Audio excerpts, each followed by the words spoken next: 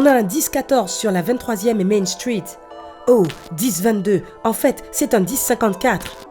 Ah, les codes de police, nous aimerions tous comprendre ce que disent les policiers américains dans leur radio. Eh bien, c'est le moment de le découvrir. Nous allons dévoiler les codes de la police ainsi que d'autres tout aussi mystérieux que l'on peut entendre dans différents endroits comme les aéroports. Alors, attache ta ceinture et ouvre grand tes oreilles, car il y aura un test. Code de police. Il y en a des centaines qui correspondent à tout type de situation, même les plus bizarres. Et ils varient d'une juridiction à une autre. Mais on va parler des plus courants, des plus curieux et surtout de mes préférés. 10-1, mauvaise réception ou pas de réception du tout. Et le contraire, 10-2, bonne réception, je vous entends. 10-4, affirmatif, message reçu ou encore compris. C'est d'ailleurs le plus utilisé.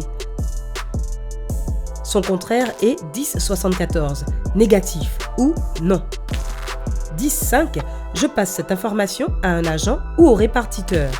10-6, occupé, sauf en cas d'urgence. Et l'étape suivante, l'urgence est un 10-18 et l'intervention prioritaire est un 10-33. 10-9, peux-tu répéter? 10-10, bagarre en cours, on ferait mieux de les arrêter. 10-11, concerne les chiens. Il peut s'agir d'un chien perdu, retrouvé ou tout problème concernant un chien. J'espère que Rex va bien. 10-12, stop ou en attente, je ne bouge pas. 10-14, présence de rôdeurs, on dirait le début d'un film d'horreur pour ados. 10-16, plainte domestique, pour quand tes voisins écoutent le dernier album de Taylor Swift un peu trop fort.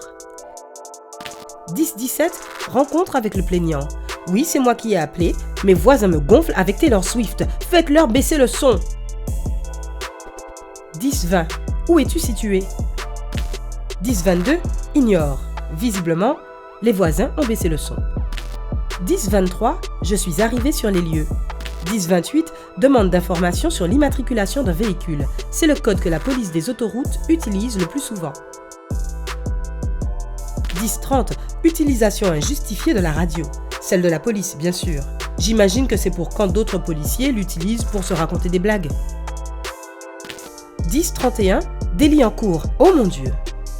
10-35, alerte de délit grave. Et là, c'est un plus grand « Oh mon Dieu !» 10-39, allumez vos sirènes et vos gyrophares. Il faut intervenir rapidement sur cette affaire. C'est urgent. Une demande d'intervention silencieuse, sans sirène ni gyrophare, est un 10-40. 10-49, feu de signalisation en panne. Et oui, le travail de policier n'est pas toujours super excitant. Dans ce cas, il demande probablement un 10-58, dégagement de circulation. 10-50 concerne un accident, suivi de F pour l'incendie, PI pour les blessures corporelles ou PD pour les dommages matériels. 10-54, bétail sur l'autoroute. J'imagine que ce message concerne plus la campagne. 10-70, alarme incendie. 10-73, signalement de fumée. Et là où il y a de la fumée, il y a généralement un 10-70. 10-78, besoin de renfort. 10-80, poursuite en cours. Allumez la musique et roulez à fond la caisse. Non, je plaisante, c'est dangereux. 10-93, oh oh, cette route est bloquée. Il vaut mieux trouver un autre itinéraire. 10-94, course de rue. S'il n'arrête pas, ça va finir en 10-93. 10-98, évasion de prison. Ça ne serait pas la dernière photo de Patrick Balkany? 10-101, quelle est votre situation? Si tout va bien, la réponse sera 10-106. Alors, si tu te rappelles, j'ai commencé cette vidéo avec un 10-14 sur la 23e et Main Street. Ah, 10-22, en fait, c'est un 10-54. Peux-tu déchiffrer ce message maintenant? Écris-le dans les commentaires. Et pendant que tu cherches la réponse, passons aux hôpitaux. Dans les séries et les films, on entend souvent des codes même dans les hôpitaux. Ils sont plus faciles à retenir, car ils ne sont pas numérotés, et il n'y en a pas 10 000 non plus. Généralement basés sur un système de couleurs, voici les codes les plus fréquemment utilisés que tu pourras entendre dans les haut-parleurs. Code bleu. Arrêt cardio-respiratoire. Quand on entend ce code, ce n'est pas bon signe. Code gris, patient agressif. Oh oh, il y en a un qui n'aime pas les piqûres, on dirait. Code orange, substance dangereuse répandue. Prends une serpillière et une combinaison. Code rose, urgence pédiatrique. Code rouge, incendie.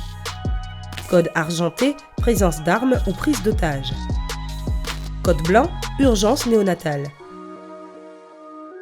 Alerte jaune, enlèvement d'enfants. Ce code est utilisé partout aux États-Unis, pas juste dans les hôpitaux. Code clear, fin du code ou de l'urgence en question. Ouf! Parfois on entend « bipons le postier ». Ce code sert à appeler un brancardier pour emmener quelqu'un à la morgue. Voyage en avion. Si tu as déjà pris l'avion, tu sais qu'il se passe toujours beaucoup de choses dans ce milieu.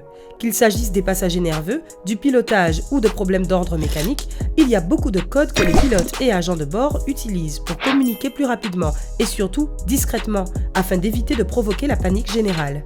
Mayday. Tu l'as forcément entendu dans des films ou séries. J'espère surtout que tu ne l'entendras jamais 3 fois de suite pour de vrai, car ça signifie que l'avion va s'écraser. Et c'est d'ailleurs pourquoi nous faisons toujours attention aux instructions avant de décoller, n'est-ce pas? Équipage, double vérification avant l'ouverture des portes. Ce message adressé par le pilote à son équipage est utilisé pour se préparer à un éventuel besoin de quitter rapidement l'avion. Si tu entends ceci, j'espère que l'avion est déjà au sol. Code Blue Juice. Ça a l'air délicieux. Mais malheureusement, ça ne veut pas dire qu'un jus de myrtille va être offert aux passagers. C'est à propos du liquide des toilettes dans l'avion. Non, tu ne peux pas le boire non plus. Code 7500. Tu ne voudrais certainement pas entendre ce code, car il indique que l'avion a été détourné ou est en danger. Code 7600. Il s'agit d'une perte de communication radio. Cela semble grave, mais de brefs problèmes de communication sont assez fréquents, souvent causés par des interférences passagères. Code 7700. C'est assez flou et c'est fait exprès. Pour faire simple, ça indique une situation urgente. Si tu entends un agent de bord l'utiliser, c'est qu'il y a un problème avec un passager, que ce soit d'ordre médical ou autre. Code check. Celui-là, je l'ai inventé. Il veut dire « tape-moi 5 mec ». Mais il vaut mieux entendre ça qu'un code 7500. Paperasse de dernière minute. Celui-ci est utilisé par les agents de bord ou les pilotes pour rassurer les passagers au sujet d'un retard. Veuillez nous excuser pour le retard, nous devons traiter quelques documents administratifs de dernière minute avant de pouvoir décoller. Peut-être une manière de l'exprimer. Cela signifie simplement qu'il y a une situation bénigne à prévu, comme de la maintenance, une vérification mécanique de routine ou une modification du plan de vol pour éviter le mauvais temps. Ou peut-être qu'une aile doit être resserrée, qui sait. C'est le genre de chose qui est aussi banal que de la paperasse à remplir par l'équipage, et l'appeler ainsi est certainement moins susceptible de faire paniquer les passagers. Passons maintenant au bateau. Prenons la mer et voyons quelle combinaison de mots étranges tu pourras entendre lors de ta prochaine croisière. Ce qu'il y a de drôle avec les signaux d'urgence sur les bateaux, c'est qu'ils sont souvent répétés 3 fois, mais pour des raisons de simplicité, je ne les dirai qu'une seule fois. Code rouge. Tu imagines sûrement que ça indique un incendie. Mais sur un bateau, ce code fait référence à un début de maladie. Je savais que j'aurais dû éviter les huîtres. Code bleu. Urgence médicale. Y a-t-il un médecin à bord? Mr. Starlight ou code étoile. Incident mineur ou urgence médicale. Mr. Mob ou code Oscar. Un homme à la mer! J'espère qu'il avait son gilet de sauvetage. Charlie indique une menace pour la sécurité à bord. Echo, risque de collision avec un autre navire. Attention! Groupe rouge, possible incendie. Bravo, incendie confirmé. Delta, navire endommagé, probablement après un triple écho. Priorité 2, une fuite d'eau. Ça, ce n'est pas bon signe sur un bateau. Purell, quelqu'un a visiblement le mal de mer. Mousse, va nettoyer tout ça. Kilo, tout le monde à son poste en urgence. Centres commerciaux. Revenons maintenant sur Terre. Les codes suivants sont ceux que tu pourrais entendre en faisant les boutiques dans un centre commercial aux États-Unis. Même là, il y a des codes. NORA, c'est l'acronyme de Need Officer Right Away, ce qui signifie qu'on a besoin d'un agent de police immédiatement. Code Adam, inventé par Walmart en 1994. Ce code a largement été adopté aux États-Unis et il est même devenu obligatoire dans les bâtiments fédéraux américains pour attirer l'attention sur une disparition d'enfants. time check. Non, ça ne veut pas dire que tu devrais regarder ta montre. Si tu entends ceci, sors de l'immeuble, de manière calme bien sûr, car ce code est utilisé pour alerter le personnel de la présence d'un engin explosif dans le bâtiment. Mon Dieu! Code noir, alerte météo menaçante. À ne pas confondre avec un time check s'il s'agit d'une tornade. Code orange, il y a eu un épanchement de produits chimiques. Oui, comme dans les hôpitaux. Code rouge, tu as une idée? Oui, c'est encore pour les incendies. Code blanc, accident non spécifié.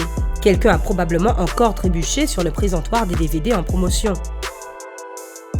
Code 300, sécurité. Code C, service clientèle demandé. C'est pour échanger ces chaussettes que ma grand-mère m'a offertes pour la 10e année consécutive. Voilà, tu sais tout. Ces codes mystérieux n'ont plus de secret pour toi. Mais comme je l'ai précisé, ces codes peuvent varier d'un endroit à un autre. Mais cela te donne une idée de la manière dont tu pourras réagir en fonction de ce que tu entends. Connais-tu d'autres codes secrets que tu utilises dans ton école ou au travail? Veux-tu en ajouter à cette liste? Fais-le nous savoir dans les commentaires. Si tu as appris quelque chose de nouveau aujourd'hui, donne un j'aime à cette vidéo et partage-la avec tes amis. Et attends avant de partir, nous avons plus de 2000 vidéos sympas à te montrer. Tout ce que tu as à faire, c'est de cliquer sur la vidéo de droite ou de gauche et de profiter du spectacle. Et souviens-toi, prends la vie côté sympa.